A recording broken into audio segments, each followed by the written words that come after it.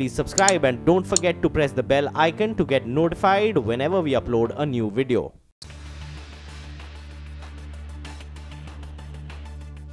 Hi, good morning. You're watching Trading Hour on CNBC TV 18. I'm Ekta Batra. With me is Prashant Nair. Turning out to be a day where we've recovered from the day's low, but nonetheless, the macro concerns continue to weigh for our markets. So we have the rupee, which has pulled back from levels of around 72.9 on an intraday basis.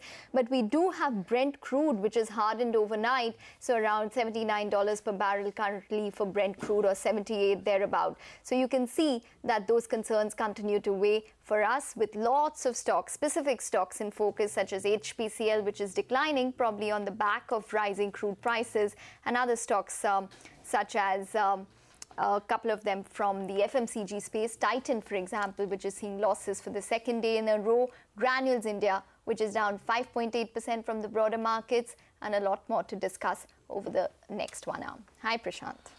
Ekta, hi. Morning. So maybe we will get that bounce today, which eluded us yesterday. And maybe it is time that we get that. The Nifty has sold off 400 points, actually more than 400 points in the last couple of days. Not couple of days, but I mean, what, 7 or 8 trading sessions or so. So 400 points compressed in such a short time span. Maybe it is a bounce is due, but you know what, after that bounce, how long that bounce, etc., is going to be, those are questions which we don't have answers to at this point in time. I think the big one is oil and what happens to oil. We had an interesting call from HSBC, if you can have the graphics up, HSBC on oil prices, and they basically are not saying that oil is going to 100, but they essentially, the way they put it was, $100 Brent on oil is not really ruled out, $100 a barrel. They've upped their forecast for 18, 19 and 2020 as well. So, you know, it's interesting that people are starting to wonder about $100 a barrel, etc. 100 by when? They're just saying it's not ruled out. That's what I'm saying, right? So it's a hedged kind of a call. I mean, so if you look at their forecasts for 18, 19 and 20, it's not 100. I mean, they've upped 18 by $10, 19 has been up by $5, and they've upped their forecast for 20 as well. Okay. The only question, Ekta, is if we are really talking about a big slowdown in emerging markets, etc., right? Who's consuming all this oil, right? And so that's point number one, which I think we will answer. We have an oil guest joining us. Manisha will be joining in, and we'll put those questions to the expert on oil, because I mean the two biggest consumers are incremental consumers are China and India, and if you're really talking about all these trade issues and generally a slowdown coming through, the incremental demand should not rise as many are projecting. And the second aspect is that we are heading into midterm elections in the US, and I think as somebody was saying that it would be the effort, especially an administration like the Trump administration, to try and keep oil prices at the pump low for US consumers. Yeah. So those are the two things which fly in the face of, that's the quote I'm talking about, don't rule out $100 a barrel from HSBC. I mean, we actually would like to speak with the HSBC. This was written by the head of their oil and energy vertical. So we'll try and have them on the show as well and put these questions, because that is the most important variable which rupee markets are watching, stock markets are watching, and so on and so forth. So that's basically where we're at. We essentially we also later today get the official inventory data out of the US, the government inventory data. We had the API, the private forecaster, which put out inventory data, and today we get the government data. Of course, we only will react to that in whatever shape and form on Friday, since we have got a market holiday. So that's where we're at, 18, 19 points, not much of a bounce, but well, people are waiting for one. Sudarshan Sukhani of S2 Analytics is with us. Sudarshan, morning, thanks very much. Your sense of things, 11,306 on the Nifty so far. Yeah, good morning again. Well, the markets seem to have stabilized a bit here. This is not a chart support level, 11,300, but the markets can stop wherever they want. It is possible that a sense of stability may come for the next few days. I do not think that the decline is over yet, but maybe the next leg of the decline could be some days away. So at this point, if you have short positions, and you should be having them, I'd be ready to cover them up, not tomorrow, but certainly on Friday, because tomorrow is a holiday. That's the only trade in the Nifty willing to cover short positions. individual companies keep on offering opportunities. The favorite stocks for me are from the favorite sectors, FMCG and pharma. So Hind Liver, which has been had a bad 3-4 days, is now coming up back into play on the long side. Consider buying Hind Liver, and then consider buying Dr. Reddy's. You know, pharma has been a favorite sector. It will remain so. So Dr. Reddy's and Liver are buying opportunities. NBFCs is a sector, I think, which will see much lower prices. From that, I have a short selling idea, Max Financial. So 2 buys and a sell and a nifty trade that we are willing to close by Friday.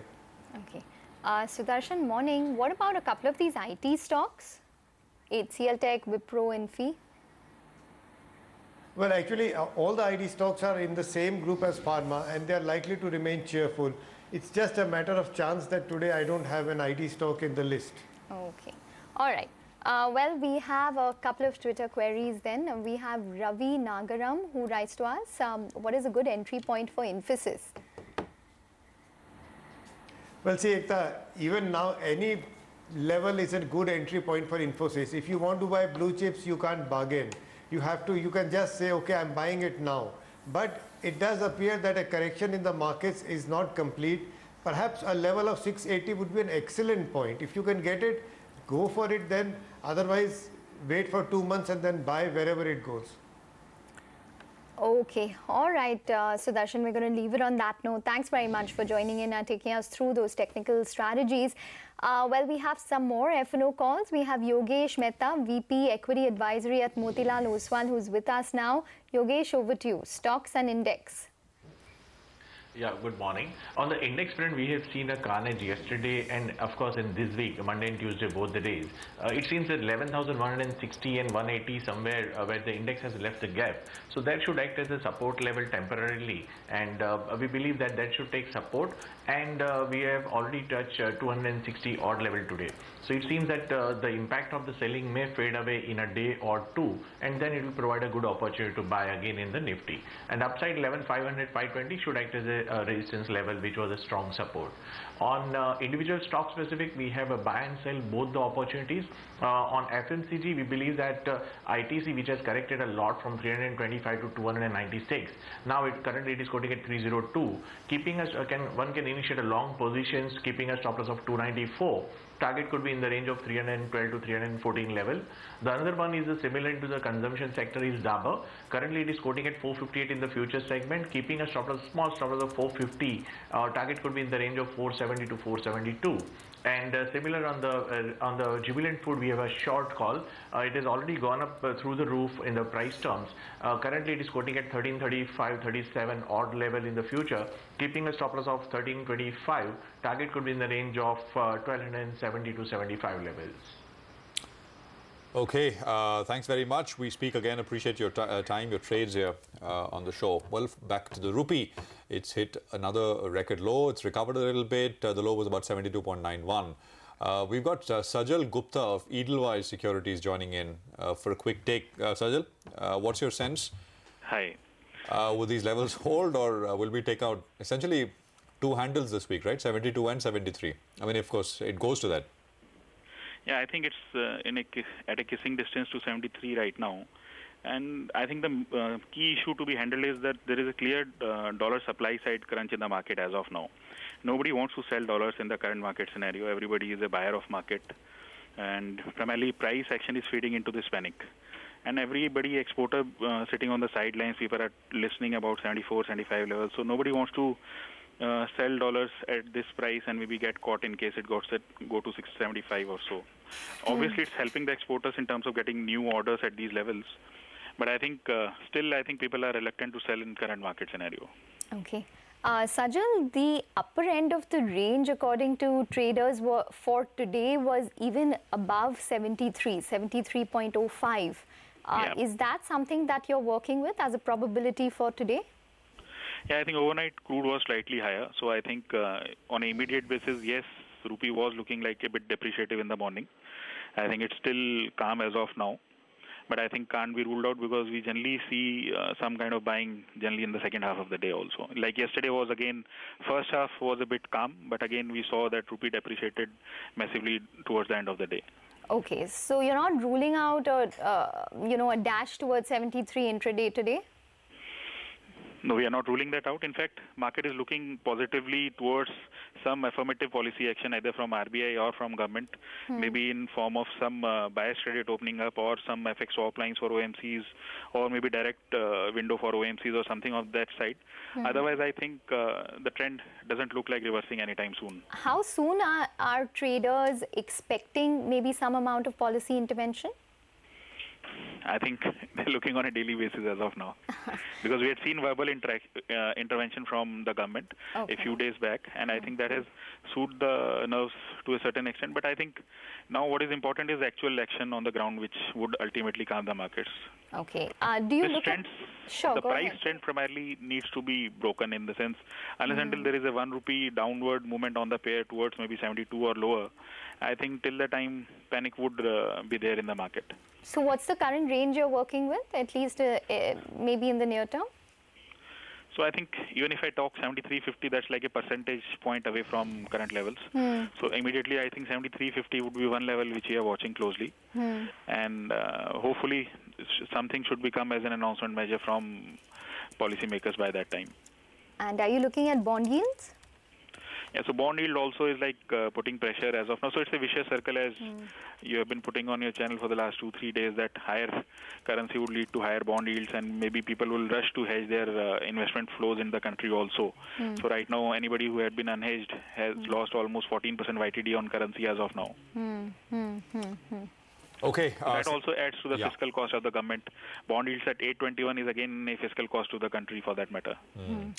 Sajal, just one last point. I mean, you know, if you are the RBI, you basically you don't want to be seen as the only guy standing between a big dollar bid and 73, right? I mean, you want to come in and come in hard at a time when it's looking a little better than that. Otherwise, I mean, you kind of if they come and defend 73 again, the market knows, well, the RBI is drawing a line in the sand as far as 73 is concerned, and keeps going back and testing those levels. So yeah, go on. So agree with that, but the thing is that there has to be some policy action. Like we had seen some shortage due to bias credit also. On the balance of payment side, there was always a positive number of like 4.5 billion on the bias credit side. So now that was curtailed. Now that number is like 3.5 billion negative. So there is a shortfall of around maybe $8 to $9 billion due to the bias credit curtailment. So there has to be some more credible action on the supply side. It's not about only intervention. I think if there has to be something more than this, because you can't directly impact the CAD immediately. In the sense, CAD would get adjusted with a lag. So maybe at 72, 73, I'm pretty sure that the CAD numbers would be much more better 3 months, 4 months down the line. But if I want to address the CAD situation with maybe dollar at 74 or 75, would not happen immediately. Just a quick question. Is the street also fearing the trade deficit data for the month of August that is due in the next couple of days? So yes, I think trade deficit would primarily reflect slightly negatively as of now, because again that would be on a back of stronger dollar which we had seen in the month of maybe say April, May, June types. So I think that would reflect primarily the previous strength of dollar and not immediately the current levels primarily. I think the impact would be seen for these currency levels going forward, which would be comfortable on the CAD side, I think. Okay, thanks very much, Sajal. Appreciate you joining in. I mean, so Ekta, it's no longer providing dollars to the market. It is other stuff, right? I mean, maybe take the oil demand for dollars out of the market, etc. But, you know, there are those different options which now come into play, and we'll talk about those in some more detail in a bit from now. But for now, 72.78. Let's see where this one is headed. We take a very quick break here. The first on the show, we come back, we discuss the other big story, which is, of course, oil prices. Almost $80 a barrel on Brent. Manisha Gupta will be coming in, and Peter Maguire. 19 points on the Nifty is what we have. 11,305 right now. Okay, so you want to know where oil is going? We have just the person to tell us where oil is going. Manisha Gupta is with us. Manisha? Well, it's quite a pot boiler right now with the kind of fundamentals we are working with in the global markets and the charts totally supporting that. You are looking at the crude oil prices moving higher. We did see 2% of gains overnight, and a percentage point of a follow-up buying is what Asian markets have done for the U.S. crude. So clearly comfortably above $70 per barrel and inches away from 80 is how the Brent is trading as well. So whether it has to do with the Hurricane Florence, which will make a landfall on Friday in the East Coast, right to the statements coming in from Russia, which says that Russia actually warns of a fragile oil market due to the geopolitics and the concerns that come in with therein. The EIA also has cut the forecast for 2019 U.S. crude production outgrowth. And then, of course, you have the Iran sanctions looming large, where 28% of decline in Iran exports already has been registered since the month of April. And all the countries, including India, China, European countries, which have seen exports or rather imports from Iran go down by 40%. It pretty much has been the case across countries there, which have been cutting imports from Iran. And whether or not that gap can be filled is what really seems to be adding premium to those prices. But Peter McQuire now joins us for more details on that. Peter, hi, good to have you. First of all, what would you give the run-up in the crude oil prices that we've seen in the last 24 hours? And do you actually see it going further on in this week now? Well, I think it's been a wonderful time if you've been bullish oil over the last, 48 hours, or really since the end of last week, Manisha. It's been spectacular. A couple of things that are really in the points that you raised, but there's also, I think that the bulls are out, hedge funds are long, and you've got so much uncertainty with moving parts. What's happening with Iran? Where do the weather outages play if those hurricanes start to progress from here? And we've still got 2.5 months to run for the hurricane season. And then what's happening with the US dollar and the uncertainty with trade sanctions moving into China. So you look at the big picture, WTI just about on 70, Brent on 80, and I think it's got to have a $3 or $4 rise from here over the next couple of, maybe another week or so. More upside. Peter, the major concerns really seem to be coming in from the supply side, rather the consumption outlook, because almost nobody seems to be talking about the demand factor right now. Well, that's exactly right. I mean, there's so much uncertainty from the demand, from the production side, and I think that's really just the wake up and, as I said, where Russia sits, what's happening with this next OPEC meeting, what's happening with the Iran situation and sanctions there, all of those moving, actors. And then don't forget the Venezuelan situation. That hasn't got any better. That's probably only got worse over the last couple of weeks. So then you're looking at consumption. And, more inhabitants. We're very much aware that the world's population's doubled in the last 49 years. So, you've got more consumption. It's just as simple as that. So I think that you're going to be through that probably 101, 102 million barrels by this time next year as far as daily consumption. And you probably need a far more bigger appetite for electric vehicles to stop anything dramatic to the upside. Peter, so would you say that this $3-4 more that you're talking about, this is purely because of this hurricane, or it's more fundamental? Because consider three other factors. One, I mean, if you're talking about this trade spat and issues around the world hurting emerging market growth, the biggest consumers are China and India, incremental consumers of oil.